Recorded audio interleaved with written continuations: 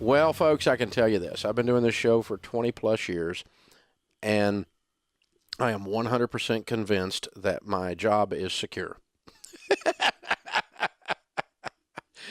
How do I know this? Because when I started doing this show, I had done so many stupid things, and I still have done so many stupid things in my life.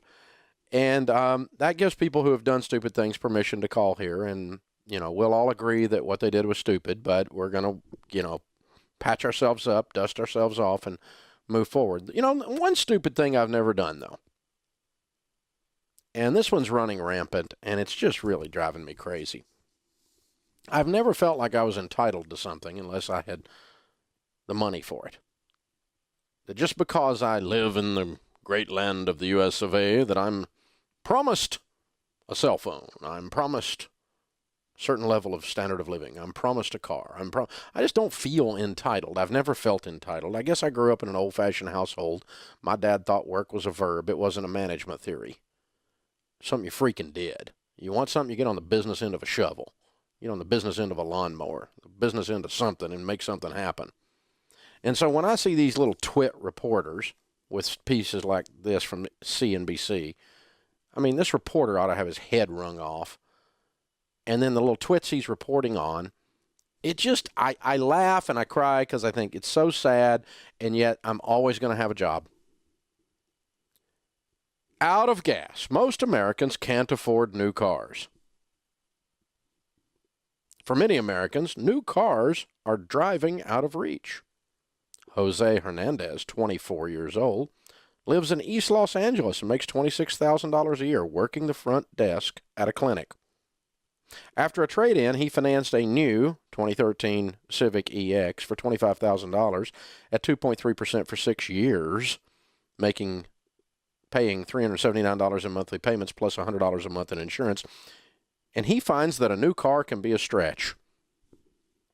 I believe most cars are slightly out of reasonable price range for the average American, especially considering most affordable cars don't last very long and lose a lot of their value quickly, he said.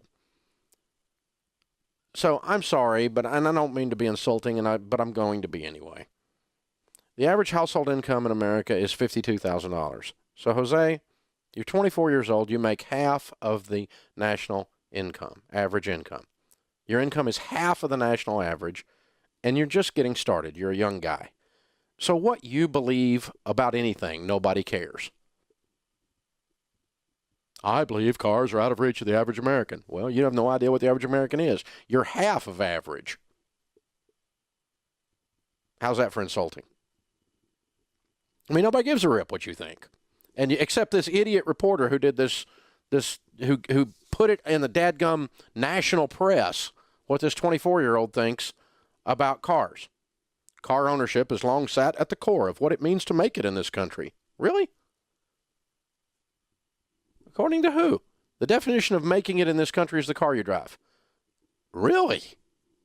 If you want to get up and if you want to get to and around the suburbs, you need to drive. No kidding. It's an aspiration that slipped from the grasp of most.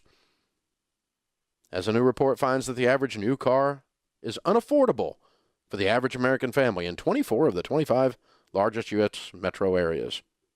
The consumer gets to the end of the month and discovers they have no money left in their checking account, said Interest.com managing editor Mike Santee. They spend every cent they have, and they wonder how on earth they're supposed to save for their retirement and their kids' education. It's because he bought a $26,000 car while making $26,000. This might be why he has no freaking money, you idiots. Did you people get out of the 6th grade? Seriously. If you're 24 years old, you make $26,000 a year, and you get a $26,000 car, you have no right to complain that you're broke because you're stupid. It's what made you broke. You have no money because you got all your money tied up in a car, a new car. And by the way, it's not an American icon that everyone should afford a brand new car, which loses 60% of its value in the first 4 years you own it. A $28,000 car becomes worth $11,000 in 4 years. The worst car accidents happen on the showroom floor. It's not an icon that you're stupid and buy a new car when you make half of the national average income. You don't need to buy a new car. Unbelievable. And the reporter goes on to say that it's a virtual right for Americans to own a car because it's necessary for freedom. I can't breathe. This level of entitlement stupidity. I mean, it's necessary for freedom. It's in the Constitution. I'm sure our forefathers put it in there. You need a Honda Civic. Oh my God, I can't breathe. This is ridiculous. Unbelievable. I'll help you with freedom, baby. It's called a bus pass.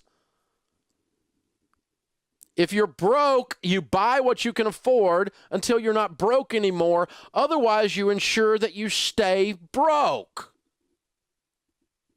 Let me try that again. If you're broke, you don't go buy a car with a 6-year payment. God, that's dumb. And then wonder why you stayed broke for 6 years while putting your entire annual income, the equivalent of it, into a car that's going to lose half of its value in 3 years. Follow the math here, people. This is the definition of mathematical stupidity. So, no, you don't have a right to a new car.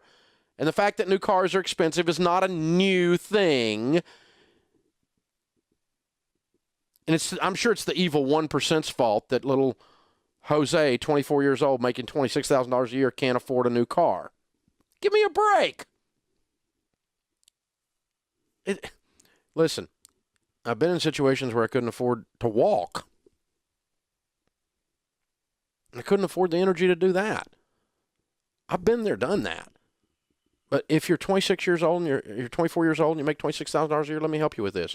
You buy a $3,000 car that you pay cash for. That's only 8 of your car payments, Jose, by the way. Then you got the rest of your life free, and you do something to work on your marketability, so your job. When you're 24, it's okay to be working the front desk at a clinic, making $26,000 a year. By the way, when you're 34, though, son, you need to be doing something else. You need to move up. But when you work the front desk at a clinic and you're 24 years old, you don't deserve a new car because you don't have the money for a new car. See, that's the opposite of entitlement. You don't have the money, you don't deserve it. You want to deserve it? You think you deserve it? Then go get the money.